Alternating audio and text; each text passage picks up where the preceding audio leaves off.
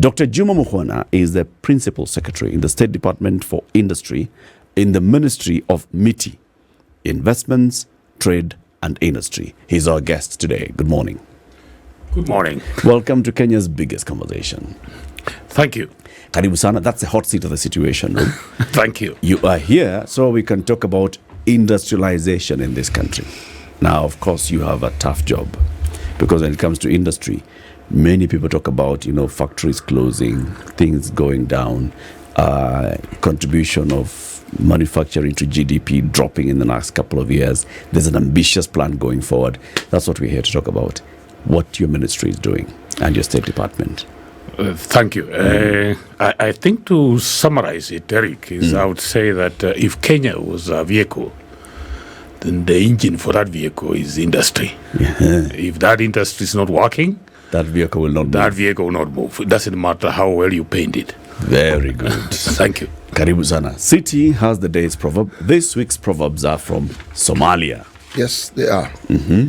A man who doesn't know about war is likely the one who will rush to it.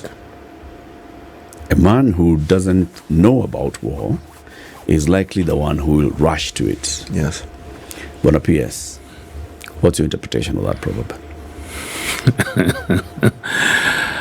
Okay, I guess the short version of it is to say that experience is important in whatever you want to do.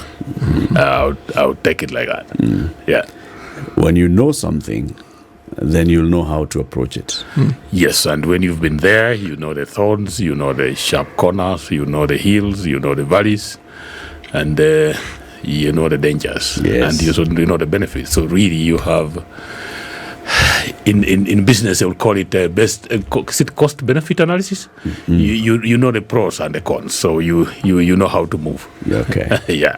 In other words, I guess you must have both sides of the equation for you to proceed. I would think like that.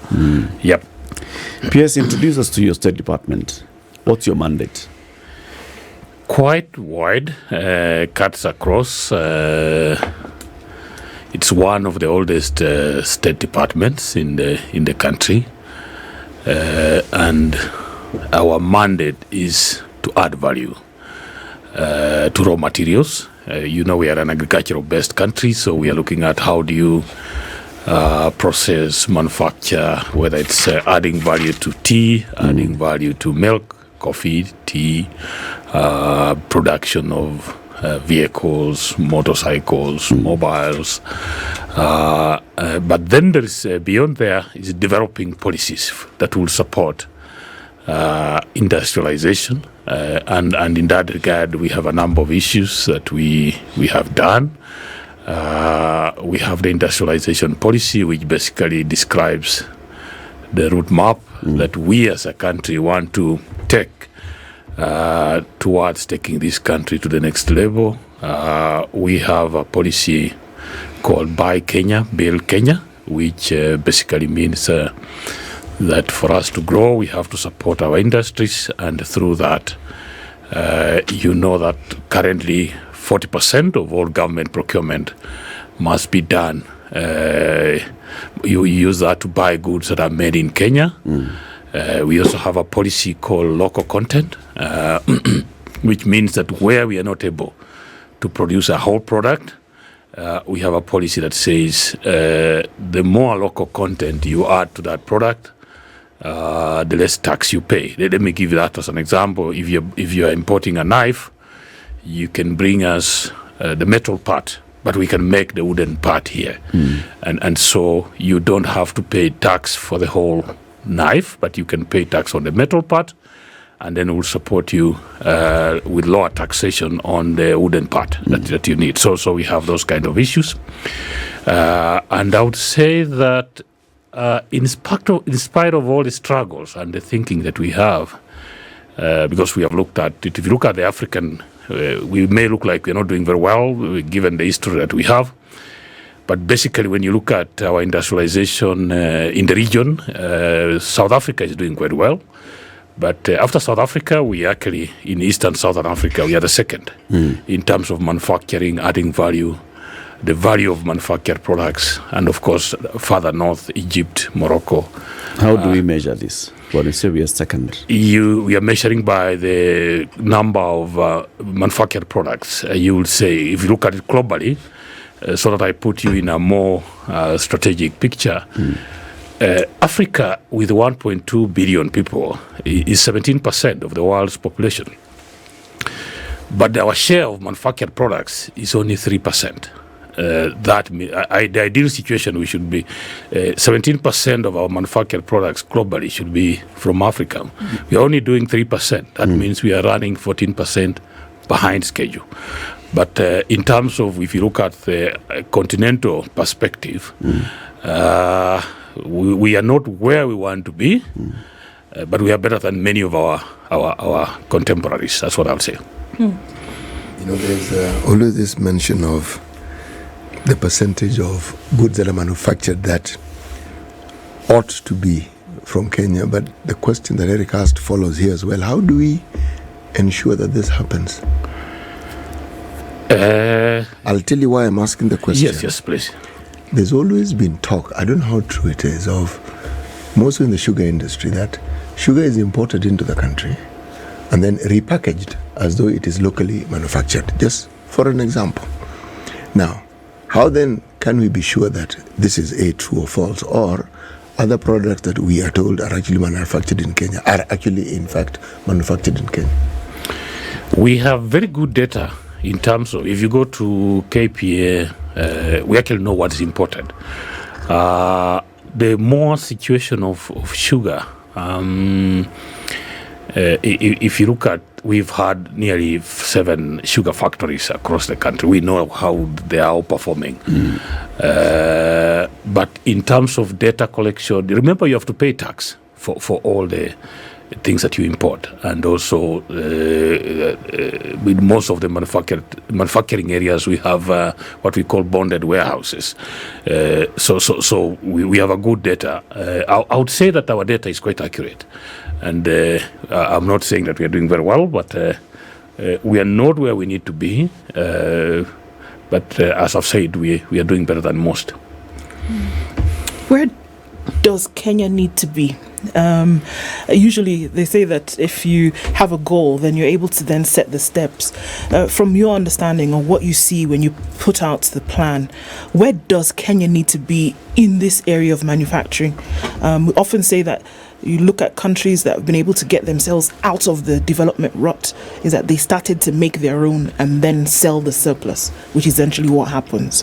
Where does Kenya need to be for you to say, okay, yes, we're at the place where things are happening and we don't have to, squabble for? Number of issues. A few years back, manufacturing was quite high as a percentage of GDP. That's how we measure it. We were almost at 20% manufacturing contribution to the GDP. Currently, as we talk, we are at about 7.3%. So it has been going down. The policy of the Kenya Kwanza government is we take this to about 15% by 2027. So we think there is good potential, but there's also a lot of issues that we can learn from our other people. I agree with you that you can't grow manufacturing by manufacturing for other people. You grow manufacturing by manufacturing for yourself, and then by extension, maybe whatever surplus you have, then you go across the borders. If you look at the situation of China, if you look at the situation of US, they have grown their products for their local markets, and then beyond there, then they sell to us and other people. As Africa and Kenya in particular, we definitely have our issues. So it means what it means in basic terms, because manufacturing is better when you put in the issue of economies of scale.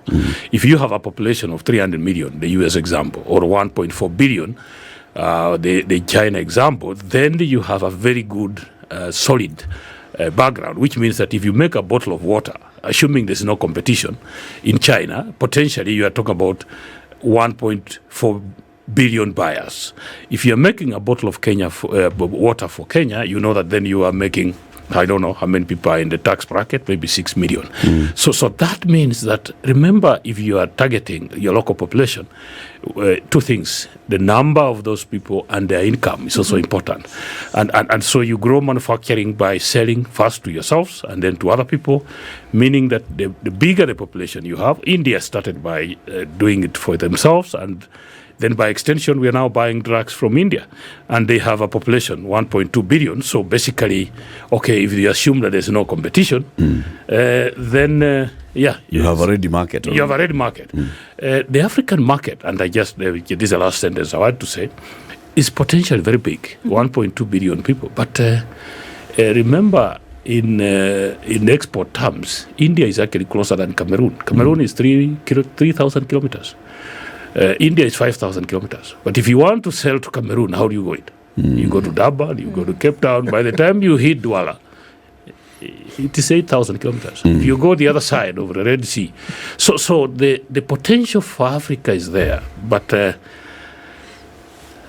how do you call it? The logistics, the gymnastics, the connectivity that you need. There are many barriers. And that's why you find, I wanted to say, if you look at continentally, Europe, and this is important, intra-Europe trade, products made in Europe, sold in Europe, is 70%. In other words, all the products sold around Europe are made in Europe. If you go to Asia, it's about 45%. For Africa, intra-African made goods going around Africa is only 15%. So we do more business with China, with India, than with ourselves, and you can understand. So isn't that the conversation that should be had, Bwana PS? Because even as we talk about, well, let's make sure that all the nuts and bolts that are needed for internal mechanization happen. However, there should be a greater regional conversation being had. And are those not the policies then that we should be talking about here? Because I see, if you're saying that intra-Africa trade is 15%. Is 15%. Yes. If you want to compare it with other continental trade like Europe, it 70%, it triples in number. But that's because their policy laid down from the very beginning made the environment conducive that why does Denmark have to think about trading with Kenya when they can trade with Switzerland, when they can trade with Norway, when they can trade with the United Kingdom, like that? And they've made it easy. Shouldn't we be thinking then about these policies? If you think about, and I think the president has been quite eloquent on that Africa, in terms of where we are in a hole. But we continue to dig, and that's what if you listen to him, that's what he has been saying. We are not trading with each other, but we have the East African community. Remember, one of the things that we've had as Africa is creating institutions that have not been effective in helping us. So you have the EAC in the southern part, they have SADC, you have COMESA, you have ECOWAS, but a lot of them end up being more like, for lack of a better word, talk shops. And so you can see, because why do I say that? You have an African continental free trade area where basically, theoretically Africans should be trading with each other. 55 of us. So the countries in Africa have signed an agreement to do trade with each other. But there's another agreement that has been sitting on the table that has not been signed, called the free movement of people. So we have signed to trade, but we have refused to sign for people to move. So I'm asking, how is trade going to move if people can't move? I mean, it doesn't make logic, but that's who we are. What are those bottlenecks? What is making those conversations not happen concurrently? Remember, we have a recent colonial history, and part of that history was that we didn't quite trust each other. There was the element of divide and rule, that because if you look at the boundaries that we have between you and me, those boundaries were not created by you and me. They were created by somebody else for a different purpose. In Europe, of course, you can see that if you are a member of the European Union, they no longer have control immigration. If you can drive from Belgium to Netherlands without any stop. But here you find that we still have a lot of borders, we have a lot of control, and so you can almost say that the people who gave us the boundaries have abandoned them, but we are stuck with them. I can see that the president, if you realize, one of the things he has done every time he goes to an African country is to say, let's remove his visas. And one of my questions has always been, we are calling it an African Union. So why do I need a visa to go to Senegal? It's a union. We are together. We are in this why do I need... let me tell you one example. One morning I woke up at 5 o'clock. I had an early flight to Djibouti. And I go to the airport and as I'm checking in, I'm asked, where is your visa? I said, a visa to where? They said, to Djibouti. I said, okay. I didn't realize that. So you've woken up at 3 a.m. for a 5 o'clock flight, then you realize you can't. So I'm told, okay, go back, you have to get this visa. And what does it involve? And I'm not demeaning anyone, we all do these things. But then, so you go online, you apply, you pay 50 euros, and within a minute you have I don't know, is it the money? What are we looking for? And so as Africa, and we are part of this problem as Kenya, I think that we have quite a bit of rethinking and conversation to say, what is it that we really need to do to grow our economies? Because nobody's going to grow this for us. So we need that conversation. And I am happy that the president has taken it up. You can see why on Saturday we were in Mombasa, and there was the issue of the visa of the Congolese. They're importing goods through Mombasa, but you need a visa to come and clear your goods. And so they're arguing, how? And why would I need? And so my visa has expired and my goods have not arrived, or I'm still clear. So what do I do? So those are issues. And yet you're paying for all the other services. Yes. You're paying for the service for to the use port, the ports. You're paying port handling. So yes, there's quite a bit of conversation that we need to do. And that affects our manufacturing, it affects our market, it affects how we trade with each other. If we look at the developed countries around the world, something which you mentioned, which has got me thinking, the one thing they did, they were able to meet the needs of whatever demands there were for goods within their own country. They were able to ensure that their country, whether it was the manufacturing, the commercial arms, they were developed to the point where the citizenry could benefit from it. So then they expanded. And because they developed it, they could trade with their immediate neighbors simply because of that. Now, we seem to be moving backwards, I would argue, in this sense. Even in the time of what we call the Moi era, our manufacturing capacity was way ahead of our neighbors. In that era, where many people look back and say, well, things were very bad. Yeah, they were bad, yes. They may have been bad, yes. But our manufacturing capacity didn't diminish as such. It actually increased. I'm saying this because when you visited the countries around Kenya, what I found surprising was you found Kenyan goods in those countries. Yes. That was a surprising thing. You go to a shop and you look at something that's very good and you realize it's made in Kenya. And I wasn't even aware such a thing was made in Kenya. Now, if I look at India, as you say, it's a model they followed. If I look at America, look at Europe, before they now decided to make China the manufacturing hub, they had already been doing this within their countries. Now, what is our government policy to ensure that this proven path is taken by us so that we become self-sufficient and that we're able to meet all the needs that we have locally before we now start trading with others effectively? Let me step back a little bit. I agree with you. If you look at Eldoret town, let me just use that as an example of 1980. It was more industrialized than today. Yes. Because you had Raiply, you had Raymond, you had Kenit, you had CPC, you had Farmer's Choice. Today, if you go there, you'll be lucky to find one factory running. Why? Our model of industrialization was a situation where we build.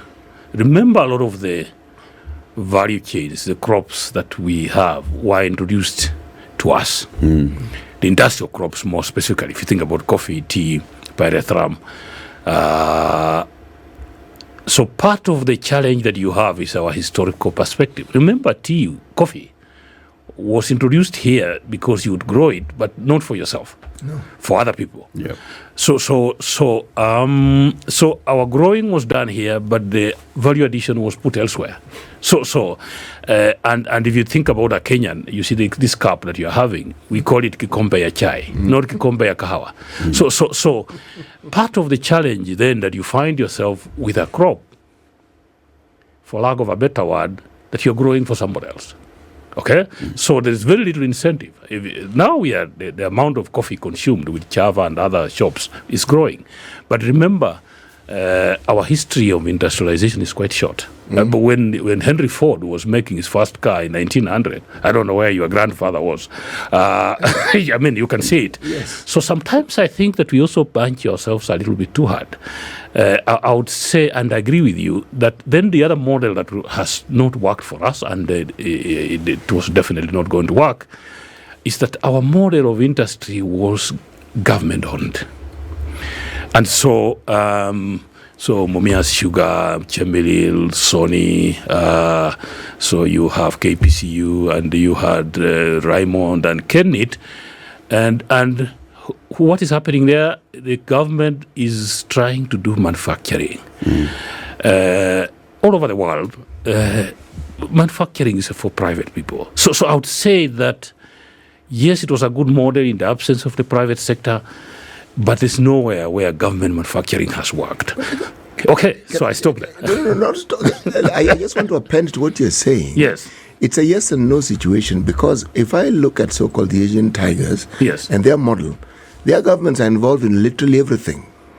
If you look at any big industry, even in Japan, I'm saying this because we had a model of that sort. We had an ICDC. Yes. ICDC was supposed to be that government arm that helped the government invest in these very same things that we are saying.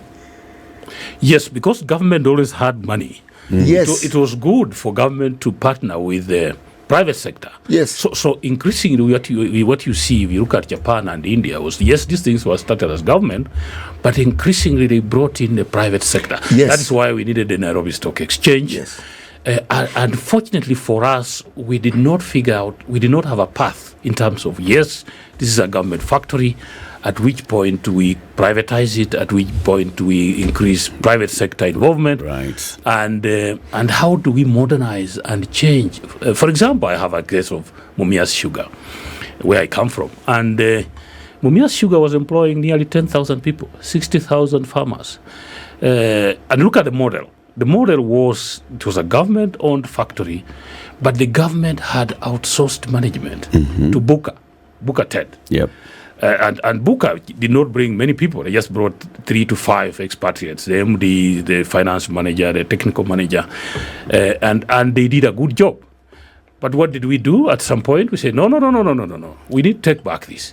So we exit Buka, so we put Muga there, and and the rest is history. And Muga does his thing. So if you think about it, while other people are thinking of how do we do more private into government, we are going back. We were going back from private back to, let's call it, more government. But I think we're just deliberately bungling it. Yes. Even the taking it back from Buka back to government and then later reprivatizing it, it was all bungled. If you look at all those companies, the Raymonds and the others, government basically just, those in government who are seeing the route to private sector and to private enterprise and to privatization of these companies, they bungled it for their own selfish needs. And they just could not manage the things. Just collapsed. Think, for instance, of Uchumi, Yes, the forerunner to these hyper and supermarkets. It was a huge success. true. Huge. Supported by ICDC. DC. Yeah. We had beach hotels. We had transport companies. I mean, I'm simply saying that model worked. There are people who argue that, again, I refer to the Asian tigers like Singapore, took this model. This is the model they looked at and they said this thing worked. Because what ICDC in this country began in 1954? Yep. Long before independence. So it's not that we are not on the right path. Eric's assertion in my mind is what is true. It was deliberately sabotaged. It was actually working. It was a model you could see, as you say. Yeah. We had Kikomi. we had, in the Lake region, we had cotton growers. My grandmother grew cotton. The industry could have grown. Why did it not grow? Because cotton is still being grown. People still use cotton. Cotton industries grow elsewhere in the world. I mean, if the idea and the thinking behind it came to an end globally, you'd say, that was a dead end. Mm-hmm. It never was a dead end. It continued. Let me go specifically to cotton, for example. I agree with you. We had Mountex, we had Raymond, we had Kenneth. Remember, we even had a Kenyan cloth shop, Deacons. We did. But then you see policy making and the way we've done it. For example, now one of the big conversations you saw even during the last election was the issue of Mitumba. And so you can't disaggregate. What do we need? Do we need more Mitumba or do we need more new clothes? And you see, if your shirt there, the one you're putting on, is costing 5,000 shillings, and I'm buying a bell of 50 kilos with 50 shillings, with 50,000, 5,000. How do you compete this bell with this coat that I'm putting on? So part of it is policy making, and this is historical. It's something that has taken time. At some point, obviously, we need a very candid conversation with ourselves in terms of, because there's no way you're going to grow the textile industry, for example, without addressing the issue of what do you do with Mitumba. Look at our shoes. It's the same problem. So you find you trying to do. We say we have the second largest herd of livestock in Africa. We are slaughtering 3 million cattle every year. But what is happening to the hides and skins? We are not adding value, because then sometimes this is again being outcompeted by some of those policy directions. And you saw how heated it was during the campaigns, whether we need to import more used shoes or we need to make more new shoes. And those are the balances that we have to really take. And remember, our policy making is both a technical and political issue. So we have to balance both. It's as good as mine, yeah. In about 10 or so years, or 15 years, let's say, our manufacturing contribution to GDP dropped from 20% to 7%. That's a huge drop. What caused it? Thank you, Eric. I would say that I've already started to discuss that. I think it has to do with a mixture of our policy making and also, and I think, so part of what we've done is those policy making means that sometimes you're doing tax issues that then favor people that want to import. I think we've become a heavily importing country. And that's what you're trying to roll back. So it was basically bad decision making. I would say so. And that affected but also our manufacturing sector. Yes, but also I would say that we have not been very competitive in terms of our environment, in terms of our logistics, in terms of our cost for power. When I go around the region, this one I don't really agree, but some people think that our cost of labor is higher. But I always say that really, when I look at the region, sometimes because we have a minimum wage that is well beyond what other people may have, but I think that industry must add value. So I see sometimes what people call a cheap cost of labor in some of our neighbors, and it looks more like exploitation. So I would say that a combination of issues, the cost of doing business, also, as I've said, the power, logistics, and of course policy making, that we've not really been very good at protecting what we have. The agenda is to push this back from the current 7% to 20% by 2030, to 15% by the next election, 2027. That means that drastic measures have to be taken. We have to see then a drastic drop in the cost of power. We have to see a drastic cost in the cost of doing business, drop in the cost of doing business. What are you doing about that? Yes, let me start by saying that industry is quite expensive, and part of the reason why many people don't venture there is that the cost of entry into manufacturing can be quite high. And that's one major hindrance for people that want to go into that space, and we are addressing that issue by introducing a number of measures that we are doing. We are already negotiating about the issues of cost of power. I know that we've had public hearings about with EBRA and others. We also realize that if you are going to manufacture and you have to buy 50 acres and buy a machinery of 600 million and develop your value chain in terms of the raw materials, that this takes time. So as government, there are a number of issues that we are doing. When we came in, for example, we found our export promotion zone, APZ, in Athi River. Yeah. That's basically full. And what that is a common manufacturing area. This is a government place that we develop industrial sheds, and you as a manufacturer, you only bring in your machines and you start manufacturing. Mm-hmm. And that was full.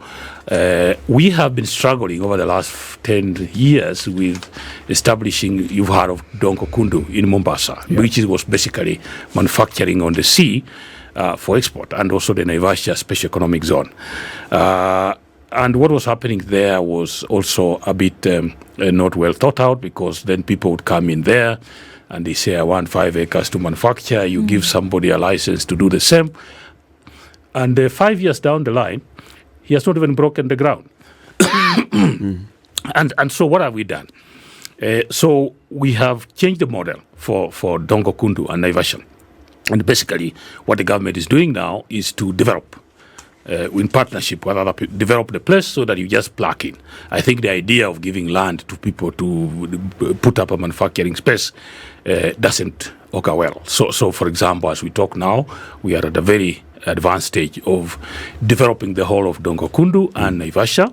What does development mean? Development means that we do the roads, we do bring in water, bring electricity, high power electricity, bring in internet, bring wastewater management, and so that you just bring your machinery, you plug in and play, and that is a bold step that I think that we are doing, and so we already are at that stage where I think in a few months' time will break ground both in Dongo Kundu and in Naivasha, and we've gone a step further. That we've said this is not enough. So if you know that the ministry has already gazetted 5 new other special economic zones, export promotion zones.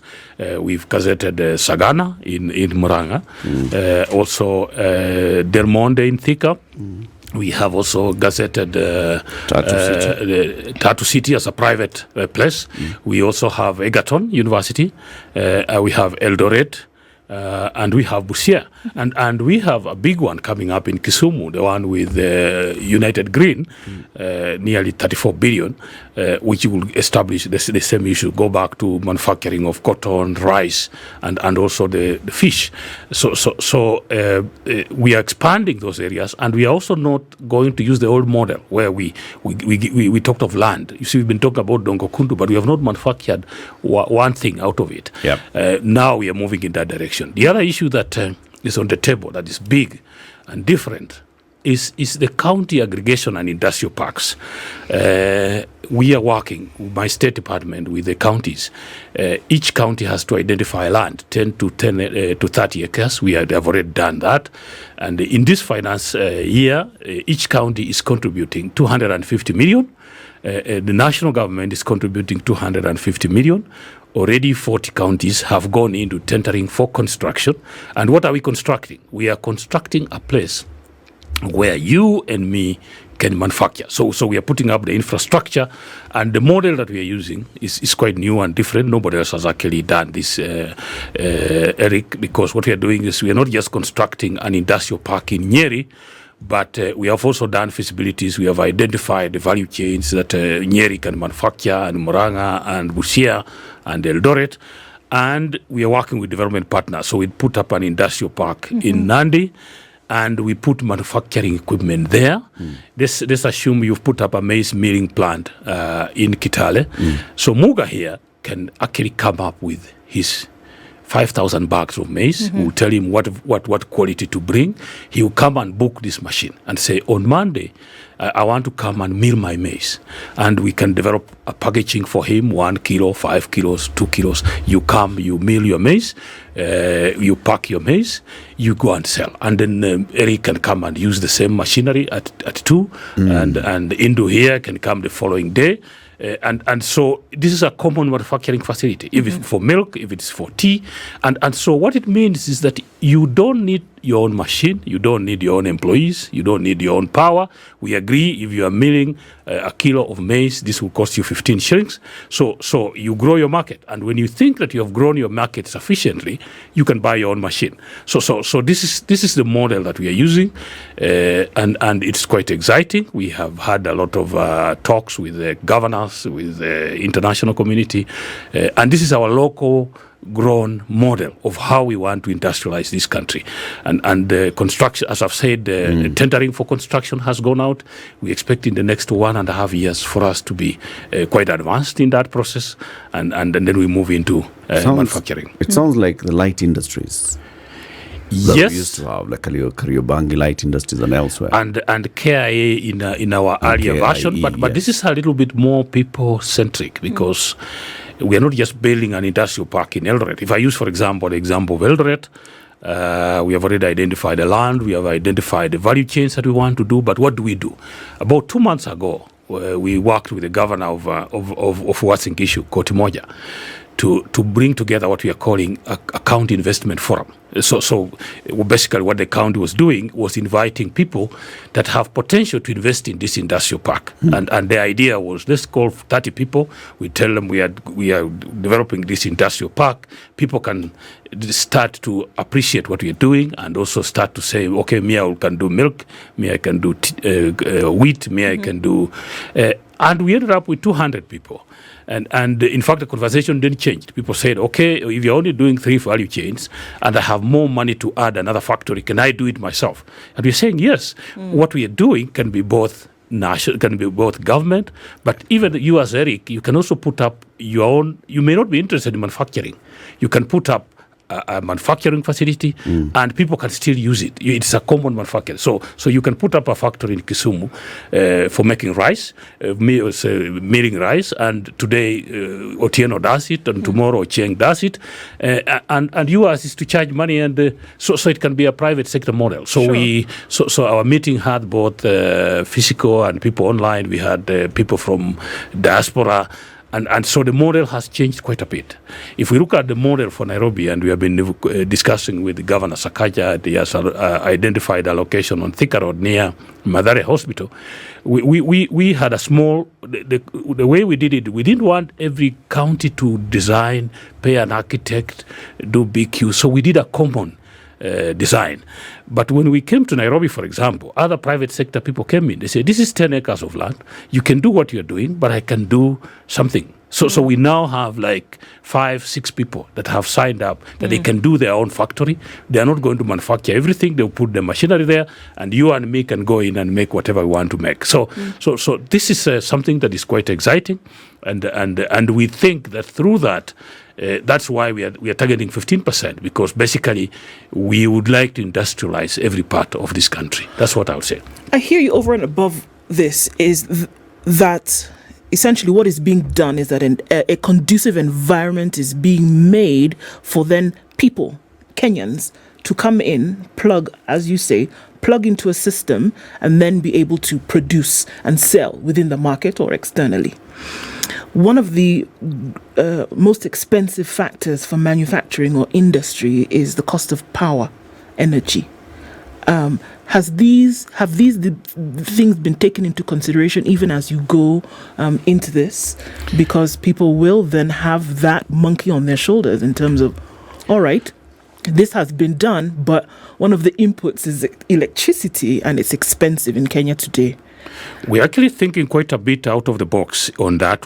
So a number of things have been done. For example, if you look at Naivasha Special Economic Zone, we have already cassetted that the current cost of power has been 20 US cents per kilowatt hour. What we have gazetted for Naivasha, for example, is 5 cents, because Naivasha is very close to geothermal generation and so on. So we've taken advantage of that. In the county industrial parks. About a month ago, I was out in Vienna at a meeting of the UNIDO, the United Nations Industrial Development Organization, and we are developing a partnership where part of the energy that will come to the county industrial parks will be energy that we can generate through solar, for example. So some of the light factories can use that. We are also exploring the issue if you are in Marsabit or you are in Gong, can you use wind power? So we and you've seen that the conversation on climate adaptation, and we also bring up this issue of the African Climate Summit. That part of what we would like to say is that part of this industrialization is going to be green, and so we are thinking, what is the possibility that because honestly speaking, if you look at Kenya geographically, I know that there are many issues that have been said about electricity. Our country is only 25%. You can call it arable. So you can't compete with Uganda and with maybe Tanzania in terms of how much water and you can turn around and okay, we can do a little bit more, but a lot of our country is dry, and that's why when you look at agricultural value chains, a lot of other regional players are overtaking us, and we can appreciate why. If a country is 100% arable and we are trying to compete with them using this 25% that is also going up into estates and other infrastructure, then you can see that our competitive on agro processing can be quite limited. And that's why we are thinking beyond just that, steel, cement, solar. Now you have seen the conversation. We are moving this conversation to electric vehicles and electric motorbikes. So that if we remained an agro-based manufacturing, we see that regionally we may not be very competitive, and that's why part of the challenge that we don't really discuss. If you look at Mumias Sugar, when it was established in 1970s, the average land holding in Busia and in Bungoma, the area where we grow sugar, was 30 acres per family. Today is half an acre. So you are going 60 kilometers from Mumias to a little farm, half an acre in Busia, to harvest cane and transport that back another 60 kilometers. So 120, it is not cost effective. You're not going to compete with Brazil. You're not going to, so part of it is Sudan. So our competitiveness, because of land holding and the pressure on land and so on, you find that the factories are moving further and further away. And so when we talk about competitiveness, sometimes we just think about electricity. Our increasing population, when we got independence in 1963, Eric, we're only 5 million people. Today we are 50 million. That's 10 times more. The land size has not increased by an inch. So that means that really, in terms of finding solutions, we must be more innovative. We must think out of the box. But industrializing, when you have natural resources, is a path that many of these countries have also followed. We have a steel smelting manufacturing plant somewhere, I think in Samburu, Yes. Devki. I am informed that we have a lot of iron ore in the Taita Hills. Now, when we talk of industry and then we talk about natural resources that we have, and I am also informed that we have them in plenty, including aquifers that may have brackish water, but then we have the sun. So when you talk about desalination, plants that are solar powered, what I'm saying is, I like what I'm hearing. The government is looking at solutions that suit our situation. But beyond meeting these needs that we have for local so that people can participate, that is a good plan. What about the Devki kind of operation? People who are willing to invest at that level. And how then do communities where these natural resources are found benefit directly from these? Because that, in turn, also helps the growth of what you've just said, growing these industries at a local and at a county level. Yep. Yes, I agree with you, and that's why we have two models. The model of the county industrial aggregation and industrial park is for small people. The model of export promotion zones and special economic zones is for big people. And so you can see, and it's not just government. Tatu City is a good example. You can see that at Tatu City, which is a private special economic zone, for example, now Modana, one of the big American vaccine manufacturing plants, is putting up a vaccine-making factory for Africa. They looked at Kenya, of course. One of the things that we are also trying to position ourselves is to position Kenya as your gateway to Africa. So many people, as I've said, and this is where we started, feel like, okay, manufacturing for Kenya is good, but is there a sufficient market? Yeah. And so part of why we have been quite keen on the African continental free trade area is to say that if you manufacture in Kenya, you are actually doing it for Africa, and that is something that we are selling, and it's coming up. That's why we have the likes of Moderna coming here. In terms of natural resources, for lack of a better word, Kenya is not very well endowed compared to the rest, but we have what God gave us. And what I would say is that sometimes those also require very high levels and expensive technology. And DEFCI has already invested in that plant.